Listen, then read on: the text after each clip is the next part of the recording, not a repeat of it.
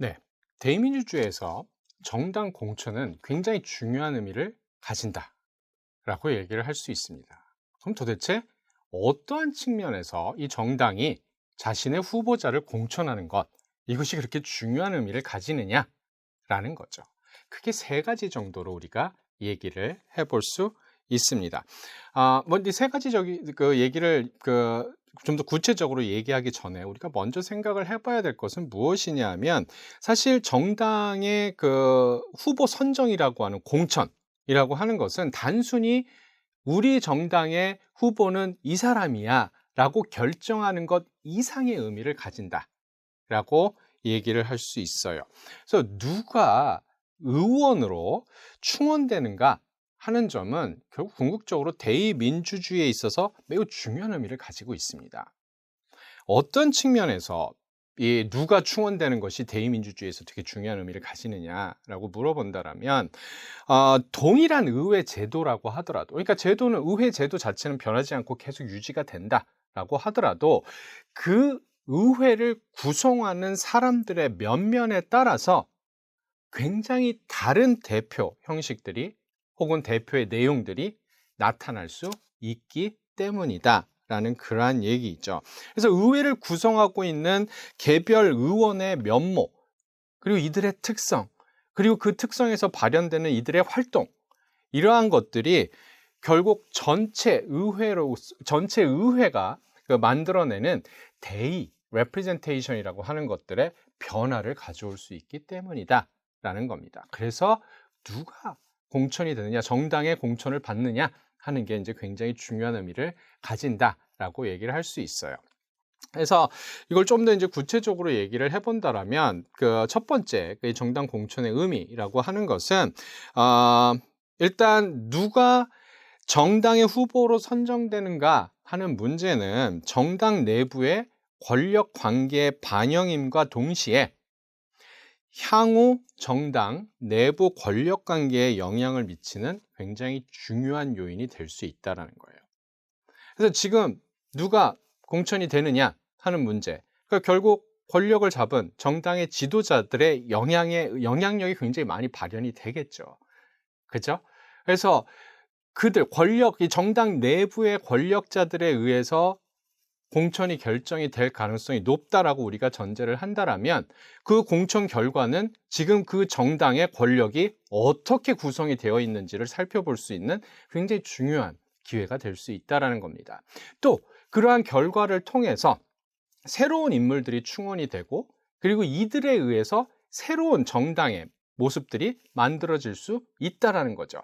그리고 그러한 새로운 정당의 모습이라고 하는 것은 향후 이 정당 내부의 권력 관계가 어떤 식으로 돌아가게 될 것인지 우리가 미리 추정해 볼 수 있는 굉장히 중요한 단서가 될 수 있다라는 얘기입니다. 그래서 이제 그런 측면에서 이 공천이라고 하는 것은, 이 정당이 앞으로, 그러니까 지금 현재 이 정당이 어떤 상황에 놓여 있는지, 이 권력 관계 측면에서, 그리고 앞으로 어떤 모습을 보일 것인지 우리가 미리 살펴볼 수 있는 굉장히 중요한 이 단초를 제공을 해줄 수 있다라고 얘기를 할 수 있어요. 그럼 두 번째, 이 정당 공천의 의미라고 하는 것은, 이 개별 정당이 어떤 후보를 공천하였느냐 하는 것, 이것은 본선 결과에 직접적인 영향을 미칠 수가 있다라는 겁니다. 그러니까 공천이라고 하는 것은 본선에서 진행이 되는 정당 간 경쟁 구도에도 상당히 많은 영향을 미칠 수 있다라는 거죠. 그러니까 공천을 잘했어요. 굉장히 뛰어난 자질을 가지고 있는 그러한 후보들을 쭉 모아서 이 사람들한테 공천을 줬다라는 거죠. 그럼 이 사람들은 굉장히 뛰어난 능력을 가진, 뛰어난 자질을 가진 사람들이기 때문에 본선에서 다른 정당의 후보와 경쟁을 할 때 굉장히 뛰어난 능력을 보일 수가 있다라는 겁니다. 이들이 승리할 가능성이 올라갈 수 있다라는 그러한 얘기죠. 그러니까 결과적으로 이렇게 얼마나 그러니까 이제 거꾸로 얘기를 한다라면, 자질이 떨어지는 후보, 잘못된 공천을 하게 된다라면 본선에서 다른 정당 후보한테 칠 수밖에 없는 상황이 벌어지게 된다라는 겁니다. 그래서 어떤 후보를 공천하느냐 하는 것은 결과적으로 어떤 정당이 다수당의 위치를 차지를 할 것이냐, 국회 내에서 다수당의 위치를 차지할 것이냐, 이것을 정하는데 굉장히 큰 영향을 미치는 것이다 라고 얘기를 할 수 있습니다. 다음 세 번째, 이 의미는 아까도 잠깐 언급을 한 얘기이긴 하지만, 이 공천이라고 하는 것은 본선 이후에 구성될 의회에서 어떤 인물이 활동하게 될 것인지에 대해서 영향을 미친다라는 거죠. 그래서 의회가, 그러니까 어떤 전체 조직으로서, 어떤 하나의 전체 제도로서 의회가 만들어내는 레프레젠테이션의 양상에도 변화를 몰고 올 수 있다라는 그러한 얘기입니다. 그러니까 국회를 구성하는 인물이 다르다라고 한다면 그 국회에서 만들어내는 생산물, 즉 입법, 법이라고 하는 것도 굉장히 다른 모습을 띌 수 있다라는 얘기가 된다라는 거죠. 그러니까 좀 예를 들어서 얘기를 해본다라면 지금 현재 우리나라 국회의 청년 정치인들의 수는 굉장히 적습니다. 굉장히 적어요. 그러니까 20대, 30대에 속하는 그 청년 정치인들의 숫자는 굉장히 적습니다. 다른 나라들에 비해서도 상당히 적은 편이에요.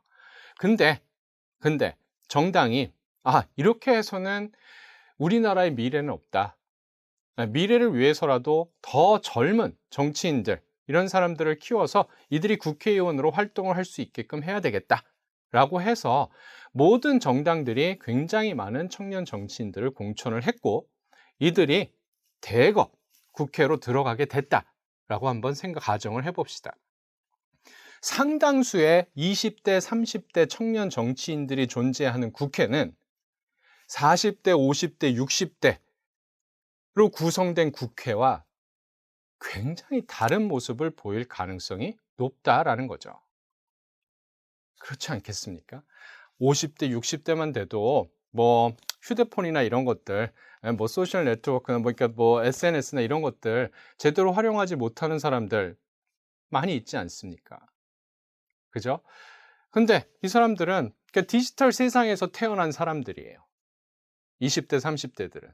그러니까 50대 이상들은 원래 아날로그 세상에서 태어났던 사람들입니다. 그러다가 디지털 세상으로 이주해온 디지털 이주민들이라고 얘기를 할 수 있겠죠. 근데 2030 세대들은 어때요? 디지털 정주민들입니다. 이들이 세상에 태어났을 때 이미 세상은 디지털화 되어 있었어요. 네.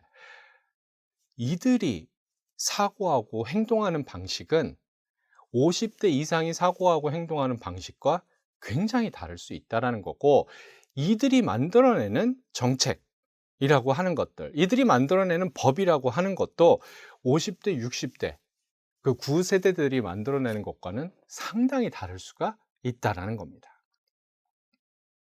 그래서 전체 국회로서, 그러니까 한 해 전체로서의 국회가 만들어내는 입법이라고 하는 것들, 이것이 굉장히 큰 변화를 만들어낼 수 있다는 거죠. 그 국회를 구성하는 구성원들이 바뀌게 된다면. 그래서 그런 맥락에서 그러니까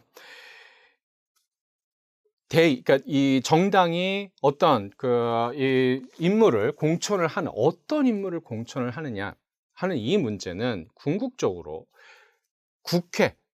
국회가 어떠한 대의를 만들어낼 수 있느냐 하는 문제와 직결이 된다라는 그러한 얘기입니다. 그래서 결국 공천이라고 하는 것은 개별 정당뿐만 아니라 정당 정치 체제, 그러니까 아까도 어떤 후보, 그러니까 뛰어난 후보를 공천을 하게 되면 어때요? 상대 정당과 그 대결에서 본선에서 승리를 거둘 수 있겠죠. 그래서 정당과 정당 사이의 어떤 그 경쟁 구도에도 영향을 미칠 수 있습니다. 정당 정치 체제에도 영향을 미칠 수 있고, 개별 정당, 아까도 얘기를 했었던 것처럼 권력관계 반영이 공천이다라고 얘기를 했죠. 그죠? 그리고 그것이 향후 그 정당의 권력 구도에 영향을 미칠 수 있다라고도 얘기를 했습니다. 그렇기 때문에 개별 정당한테도 영향을 미칠 수가 있는 거죠. 그리고 방금 얘기했던 것처럼 더 나아가서 그러니까 개별 정당뿐만 아니라 정당 정치 체제, 더 나아가서 민주적 대의 체제에게까지 그 효과가 파급될 수 있는 것이다 라고 얘기를 할 수 있어요. 그렇기 때문에 이 의원의 충원, 공천이라고 하는 것, 정치 과정에 있어서 그 중요성이 결코 적지 않은 것이다 라고 얘기할 수 있습니다.